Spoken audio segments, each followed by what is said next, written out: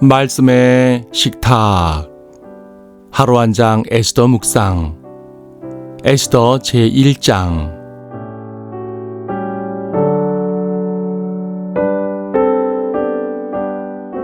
1장 19절을 보겠습니다. 왕께서 좋게 여기신다면 왕명을 내리시어 페르시아인들과 메디인들의 법률 가운데 기록하게 하고 변경시키지 못하게 하여 와스티로 다시는 아하수에로 왕 앞에 오지 못하게 하고 왕께서는 그녀의 왕후의 지위를 그녀보다 나은 다른 사람에게 주소서. 에스더서는 매우 특별한 책입니다. 바빌론 포로로 잡혀갔던 유대인들의 고난과 하나님의 보호하심을 다루는 책인데 이상하게도 하나님이나 주라는 이름이 한 번도 나오지 않습니다. 누가 봐도 이 책에는 하나님의 역사하심이 강력하게 나타납니다. 하지만 그분은 전면에 등장하지 않으십니다. 이를 통해 우리가 알 수 있는 것은 하나님께서는 많은 경우 드러나지는 않으시지만 확실하고도 분명하게 일하신다는 사실입니다. 오히려 그분은 모든 상황을 주관하시고 이끄십니다. 흔히 보이지 않는 손이라는 표현을 종종 쓰는데 이 책에서 하나님께서 행하시는 모습이 바로 그렇습니다. 이 책에서 우리는 하나님께서 그리시는 큰 그림을 보게 됩니다. 그림이 너무 거대해서 작은 조각들만 보아서는 그것이 무엇인지 전혀 알지 못합니다. 하지만 하나님을 신뢰하며 그분이 인도하시는 역사를 한 장 한 장 읽어가다 보면 그분이 이루시는 거대한 일을 마주하고 감탄하게 됩니다. 이 책은 바빌론으로 잡혀간 지 오래된 유대인들의 이야기입니다. 1절에서 아하수에로 시대라고 말하는데 세속사로 말하면 다리우스 대왕의 아들 크세르크세스 1세를 말합니다. 이때는 이미 유대인들의 포로 회복이 이루어져 성전이 완공된 지 50년이 지난 후이며 아직 에스라와 느헤미야는 귀환하기 이전입니다. 말하자면 에스라 6장과 7장 사이에 있었던 일입니다. 에스라에서에서 유대인들의 귀환이 있었지만 상당히 적은 수만 예루살렘으로 귀환했고 대다수의 유대인들은 여전히 페르시아에 살고 있었습니다. 이 책은 바로 그들 이방 땅에 살고 있는 유대인들의 이야기입니다. 그들은 다양한 지역에 정착해 있었고 더 이상 포로가 아니었습니다. 하지만 페르시아에서 그들은 보호자 없는 소수민족이었고 다양한 위협에 노출되어 있었습니다. 이 책에서는 특히 온 유대인들이 몰살당할 위기에 처하게 됐는데 하나님께서 그 일을 막아주시고 오히려 유대인들을 강하게 만들어 주십니다. 이 책의 1장은 그 모든 일이 일어나는 배경을 보여줍니다. 여기서 우리는 하나님의 큰 그림의 한 조각을 보게 되는데 아직 유대인들을 멸하려는 악인은 등장하지 않지만 하나님께서 그 악인의 계략을 무너뜨릴 수 있는 상황을 미리 만들어 놓으시는 것입니다. 그 악인은 하만인데 그는 3장에 등장합니다. 그리고 그를 막는 인물은 에스더와 모르드케인데 그들은 2장에 등장합니다.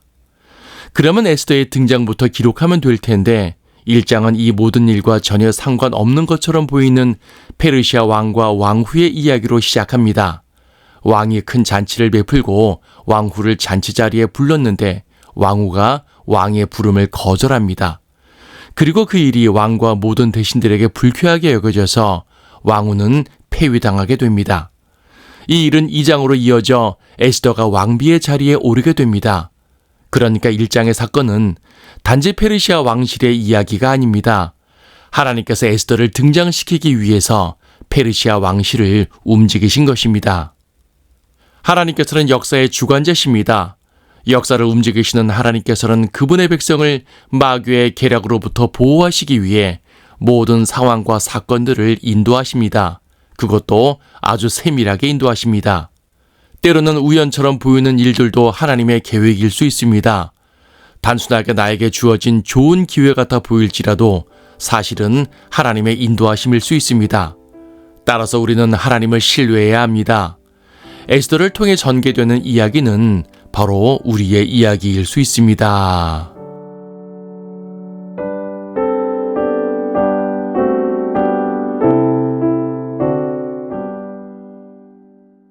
에스더 1장. 아하수에로 때에 이르라. 이는 인도에서부터 에티오피아까지 127개의 지방을 치리한 아하수에로라. 그 당시에 아하수에로 왕이 수산궁에서 그의 왕국의 보좌에 앉았는데 그의 칠이 제3년에 그가 그의 모든 고관들과 신하들에게 잔치를 베풀었으니 페르시아와 메디아의 권세 있는 자와 지방들의 귀족들과 고관들이 그의 앞에 있더라. 왕이 많은 날, 즉 180일 동안 그의 영화로운 왕국의 부와 그의 훌륭한 위엄의 영예를 나타내더라. 이날들이 다 끝나자 왕이 수산궁에 참석한 크고 작은 모든 이들에게 왕궁의 정원들에서 7일간 잔치를 베풀었는데 거기에 가는 자색 배줄로 은고리들과 대리석 기둥들에 맨 백색, 녹색, 청색 휘장들이 있고 홍색과 청색과 백색과 흑색 대리석 위의 침상들은 금과 은으로 되어 있으며 그들에게 금그릇으로 마시게 하였는데 그 그릇들이 각각 다르더라. 왕의 형편을 따라 왕의 포도주가 풍부하더라. 마시는 것도 법대로 하여 아무도 강요하지 아니하였으니 이는 왕이 그의 궁의 모든 관료들에게 그렇게 명하여 각 사람이 좋은 대로 하게 하였기 때문이더라. 왕후 와스티도 아하수에로 왕에게 속한 왕궁에서 여인들을 위하여 잔치를 베푸니라.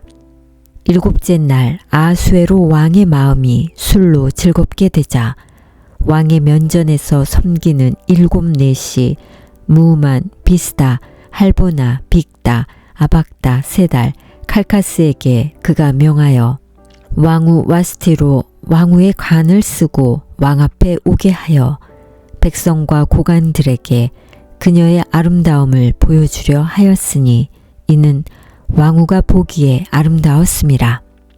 그러나 왕후 와스티가 왕의 내시들이 전한 왕의 명령에 따라 오기를 거절하였으니 왕이 심히 노하고 그의 분노가 그의 속에서 불타더라.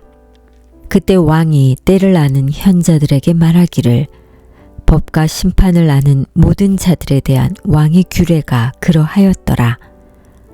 왕의 다음에는 칼스나, 세달, 안마다, 타시스, 메레스, 말스나와 무무칸으로 페르시아와 메디아의 7 고관이 있으니 왕을 대면하며 왕국 안에서 첫째 자리에 앉은 자들이더라. 왕후가 내시들이 전한 아하수에로 왕의 명령을 이행하지 아니하니 법에 따라 우리가 왕후 와스티에게 어떻게 하랴 하니 무무칸이 왕과 고관들 앞에서 대답하기를 왕후 와스티는 왕에게만 잘못한 것이 아니라 아하수에로 왕의 모든 지방에 있는 모든 고관들과 모든 백성들에게 잘못하였나이다. 아하수에로 왕이 명하여 왕후 와스티로 왕 앞에 오게 하였으나 그녀가 오지 아니하였다는 소문이 알려져 왕후의 그런 행실이 모든 여자들에게 널리 퍼지게 되면 그들이 그들의 눈으로 자기의 남편을 멸시하리이다. 페르시아와 메디아의 여인들이 오늘이라도 왕후의 행실을 듣고 왕의 모든 고관들에게 그와 같이 말하리니 멸시와 분노가 너무 많이 일어나리이다. 왕께서 좋게 여기신다면 왕명을 내리시어 페르시아인들과 메대인들의 법률 가운데 기록하게 하고 변경시키지 못하게 하여 와스티로 다시는 아하수에로 왕 앞에 오지 못하게 하고 왕께서는 그녀의 왕후의 지위를 그녀보다 나은 다른 사람에게 주소서. 왕께서 내리실 왕의 칙령이 왕의 제국 전체에 걸쳐 공표되면 나라가 구오니 모든 아내들이 자기 남편이 크든지 작든지 간에 존경하리이다 하니 왕과 고관들이 그 말을 좋게 여기고 무무칸의 말대로 행하더라. 왕이 모든 지방에 칙서를 보내되 각 지방에 그 백성의 글과 언어대로 보내어 모든 남자들로 자기 집을 주관하게 하였으니 그 칙서가 자기 백성의 언어로 공표되게 하였더라.